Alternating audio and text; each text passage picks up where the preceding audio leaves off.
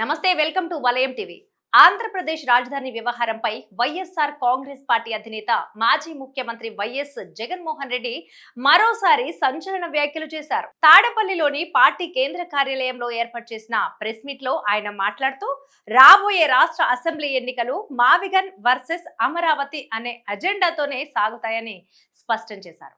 తాము మొదటి నుండి ప్రతిపాదిస్తున్న మావిగన్ విధానానికే పూర్తి స్థాయిలో కట్టుబడి ఉన్నామని, వచ్చే ఎన్నికల్లో ప్రజలు ఏ రాజధాని మోడల్కు మద్దతు ఇస్తారో ఈ పోరులోనే తేలిపోతుందని సవాల్ విసిరారు. రాబోయే సార్వత్రిక ఎన్నికల్లో తమ పార్టీ ప్రధాన ఎజెండా మావిగన్ మాత్రమేనని జగన్ పునరుద్ఘాటించారు.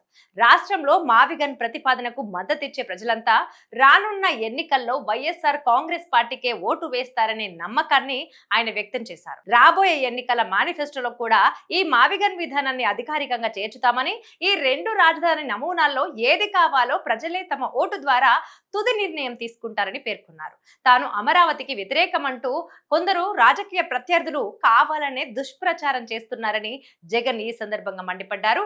తాను ఎప్పుడూ అమరావతి ప్రాంతానికి వ్యతిరేకం కాదని, అక్కడ రాజధాని ఏర్పాటుకు కాకుండా దాని వెనుక ఉన్న అక్రమాలను మాత్రమే ప్రశ్నిస్తున్నానని వివరణ ఇచ్చారు. అమరావతి పేరుతో గతంలో ముఖ్యమంత్రి చంద్రబాబు నాయుడు సాగించిన భారీ స్కామ్లను, అవినీతి అక్రమాలను మాత్రమే తాను ఎండగడుతున్నానని స్పష్టం చేశారు. రాష్ట్రానికి ఎటువంటి అవినీతి లేని పారదర్శకమైన రాజధాని కావాలనేదే తన ముఖ్యమైన ఆకాంక్షని జగన్ ఈ మీడియా సమావేశంలో స్పష్టం చేశారు. కేవలం కొద్దిమంది ప్రయోజనాల కోసం కాకుండా రాష్ట్ర వ్యాప్తంగా ఉన్న అన్ని ప్రాంతాల ప్రజల ప్రయోజనాల కోసమే తాము మావిగన్ ప్రతిపాదనను తెరపైకి తెచ్చామని ఆయన వెల్లడించారు. ఈ సరికొత్త ప్రతిపాదన ద్వారానే రాష్ట్ర సమగ్ర ప్రగతి సాధ్యమవుతుందని తాము బలంగా నమ్ముతున్నట్లు తెలిపారు. రాజధాని ప్రాంత పర్యటనల గురించి వస్తున్న వార్తలపై కూడా జగన్ ఈ ప్రెస్ మీట్ లోనే స్పందించారు. తాను రాజధాని ప్రాంతంలో పర్యటించడం పెద్ద సమస్య కాదని, అయితే దీన్ని కొందరు పనిగట్టుకొని రాజకీయ అంశంగా మార్చేందుకు కుట్రలు చేస్తున్నారని ఆరోపించారు. భవిష్యత్తులో రాజధాని ప్రాంత రైతులతో చర్చలు జరిపేందుకు, అక్కడ ఉన్న వాస్తవ పరిస్థితులను క్షేత్రస్థాయిలో పరిశీలించేందుకు రిటైర్డ్ జడ్జి స్థాయి వ్యక్తులతో కూడినటువంటి బృందాన్ని పంపించే ఆలోచన చేస్తున్నట్లు ప్రకటించారు. తాను ఎల్లప్పుడూ రైతుల పక్షాన నిలబడి వారి హక్కుల కోసమే మాట్లాడుతుంటానని జగన్ స్పష్టం చేశారు.